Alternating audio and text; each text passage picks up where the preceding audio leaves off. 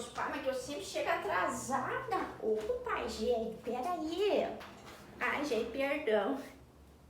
Tudo bom com vocês?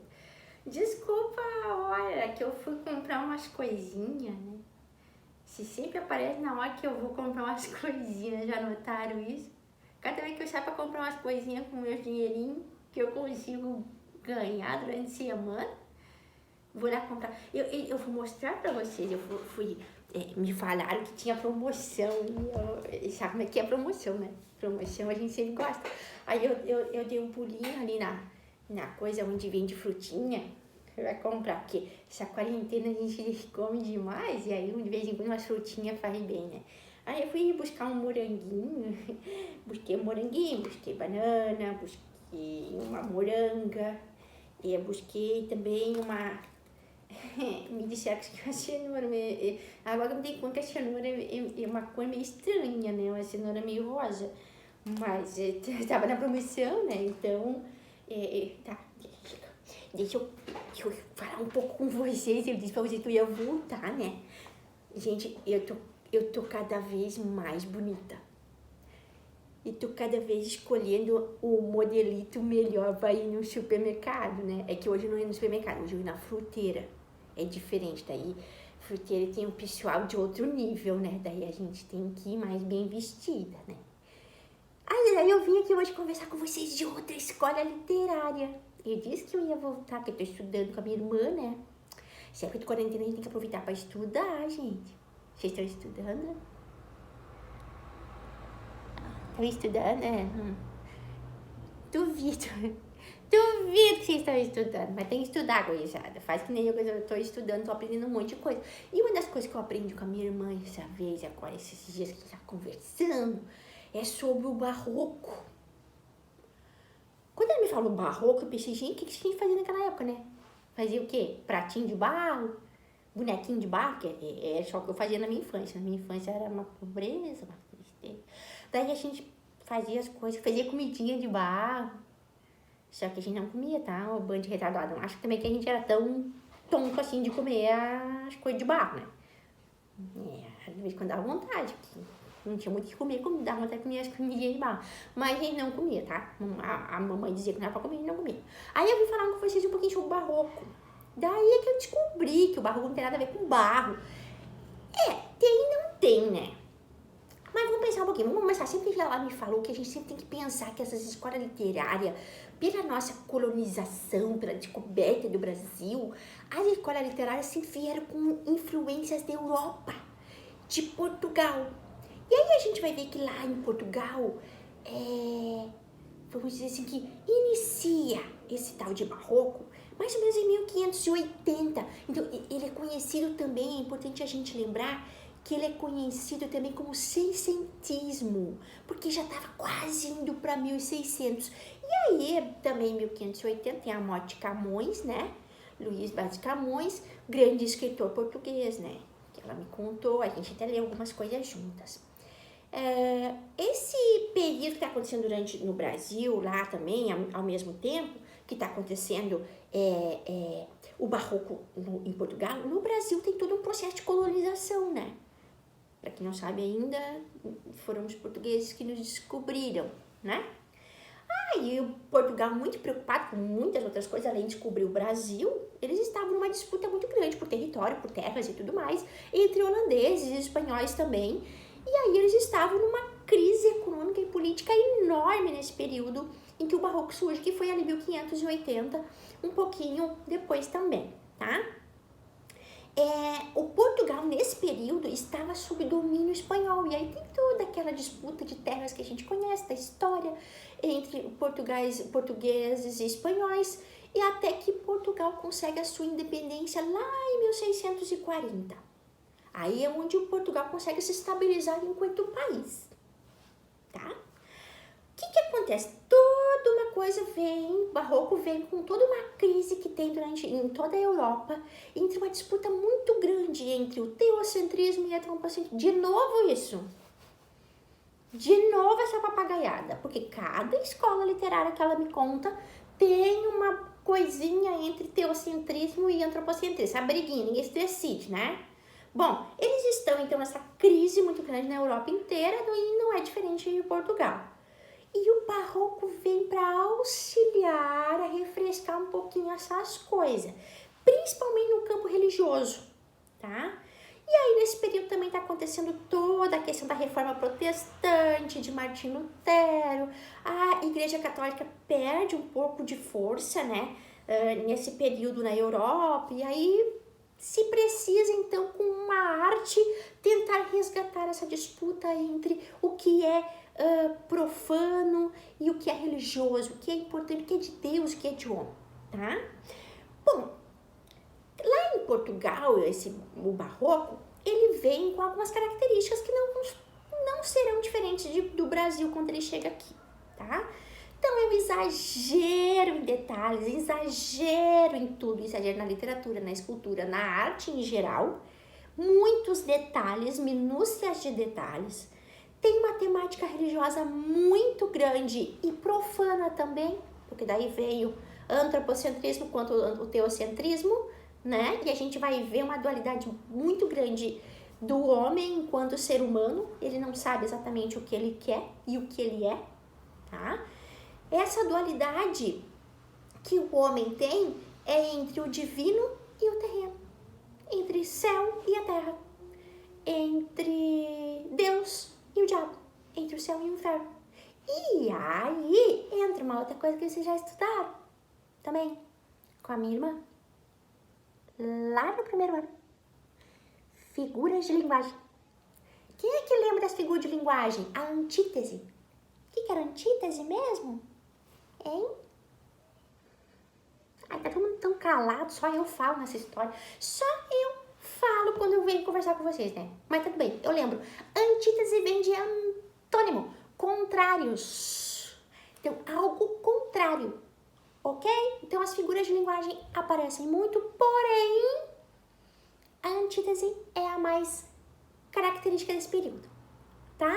Porque nós temos várias coisas contrárias, sendo que, lembrando, teocentrismo e antropocentrismo é o que regem em tudo, estão em constante progresso dentro desse período barroco, ok? Outras coisas que nós vamos ouvir falar bastante dentro do barroco é o ocultismo e o conceptismo, ou também podem ser chamados o ocultismo de gongorismo e o conceptismo de quevedismo. Por que gongorismo, o ocultismo pode ser chamado? Porque ele veio, então, por meio de poesias de um poeta espanhol chamado Góngora. E o conceptismo pode ser chamado de quevedismo porque veio com as ideias de um outro poeta espanhol chamado Quevedo. Por isso, gongorismo e quevedismo. Ai, gente, que difícil esse nome, né? Quevedismo, tá? Que eram as maneiras de pensar a literatura, os textos. Então, cultismo vem com jogo de palavras, com linguagem rebuscada, com norma mais culta da língua portuguesa. Já o conceptismo era jogo de ideias e conceitos. Então ele vem com uma questão mais racional, levava o leitor a pensar, ele conversava com o leitor. Então lá no cultismo nós temos o jogo de palavras, ok? Com palavras mais rebuscadas, mais difíceis de ser compreendidas. Lá no conceptismo, o quevedismo, agora eu consegui, era o racionalismo. A gente tem que pensar. E aí o autor fazia o leitor pensar, conversava com ele, ok? Quais eram os autores, então, principais? Eu vou trazer o principal de todos, que o cara era, tipo assim, espetacular. Padre Antônio Vieira. O Padre Antônio Vieira. Ele usava os sermões que ele produzia, ele usava a religiosidade para fazer uma crítica à sociedade. Sempre ele usava. Então ele escreveu vários sermões, mas 3 deles é importante que vocês saibam e leiam. O Sermão de Santo Antônio aos Peixes, o Sermão da 60ª e o Sermão do Bom Ladrão. Esses vocês têm que ler. Certo? Anotem aí nas próximas leituras de vocês. Obrigada. Agora vamos falar um pouquinho quando isso chegou no Brasil. Porque tudo que tinha barroco era produzido lá em Portugal. Só que daí teve um momento na cultura, na verdade na questão econômica do Brasil, que lá pelo final do século XVII, muita coisa começa a melhorar para nós aqui, tá? Muitos filhos de muitas pessoas iam viajar para estudar em Portugal, estudar fora do Brasil, porque nós vivemos um período bem importante de crescimento, que foi o século de ouro, nesse período que nós vivemos no Brasil. O século de ouro era a exploração de ouro, que foi, nossa, tudo era feito em ouro, tinha esculturas, tinha um monte de coisa feita em ouro, porque tinha essa extração como atividade econômica para nós aqui no Brasil. Era uma atividade econômica a extração de ouro, tá? E isso era muito comum lá, começou lá em Minas Gerais. E aí muita gente ia viajar, porque né, a questão financeira melhorou muito. Iam para fora, iam para Portugal viajar, e de lá eles conheceram as características do barroco. Trouxeram essas características, lembrando que nós já falamos outros dias, né? A gente vai sempre trazer as características que vêm lá da Europa, mas claro que a gente tem que meio que se adaptar, que a nossa realidade não é europeia, né, gente? Vamos e viemos. Apesar que algumas pessoas têm olhos claros, pele clara e tal, mas não, né? De Europa a gente só tem lá os nossos antepassados e bem passados, né? Mas tudo bem. Aí o que acontece? No Brasil está bombando a exploração, então, a extração de ouro. Nesse período tem esse crescimento econômico e populacional do Brasil também. Até a capital muda de Salvador para o Rio de Janeiro, nesse mesmo período em que o barroco chega no Brasil, tá? E é um período muito forte na arte no geral, na pintura, na escultura, na literatura, muito forte, certo? Quais são as características desse barroco aqui no Brasil? Praticamente as mesmas coisas de Portugal, tá?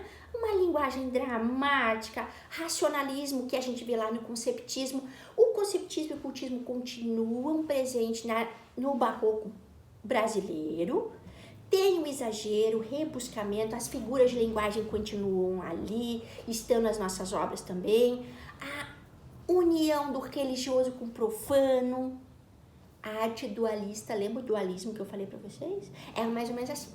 Deixa eu botar mesmo pra ver se vocês entendem.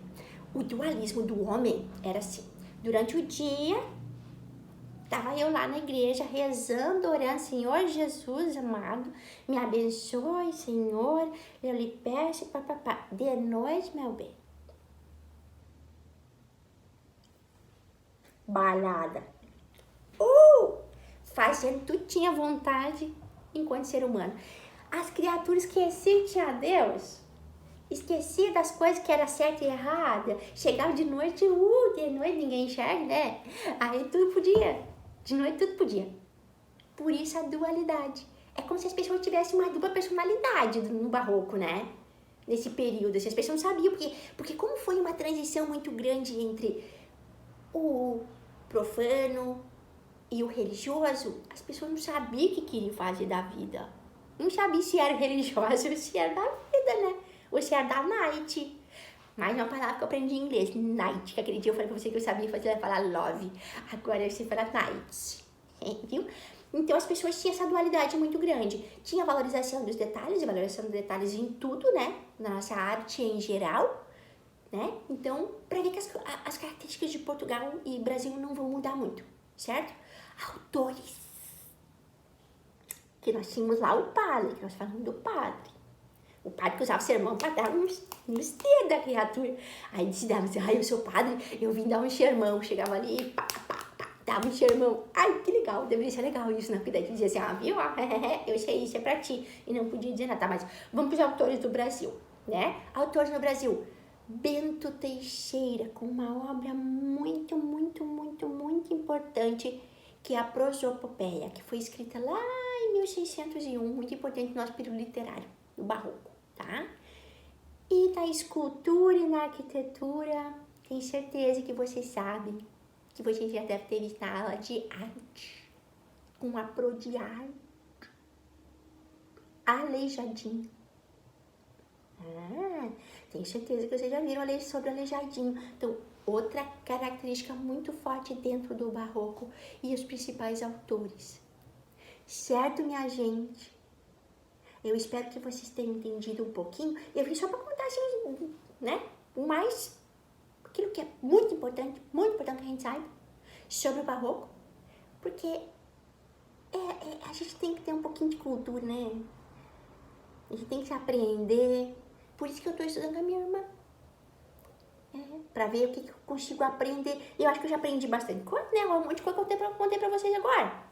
Bom, gente, eu vou lá, porque assim, eu escolhi a minha melhor roupa pra ir nessa tal de fruteira, que me disseram que as frutas eram boas, que a cenoura é rosa, né? É verdade, gente? Olha aqui, se a cenoura não é rosa. A cenoura que tá meio estranha. Mas tudo bem. Eu escolhi minha melhor roupa, tô com calor, que Deus o livre. Então, gente, eu espero que vocês tenham gostado, tá? Logo, logo eu volto de novo para trazer mais umas coisas que eu tô estudando, lendo mais um livro, umas coisas que ela me indicou. Assim que eu ficar afiadinha, eu volto para contar mais umas coisinhas para vocês, ok? Beijo, meus amores!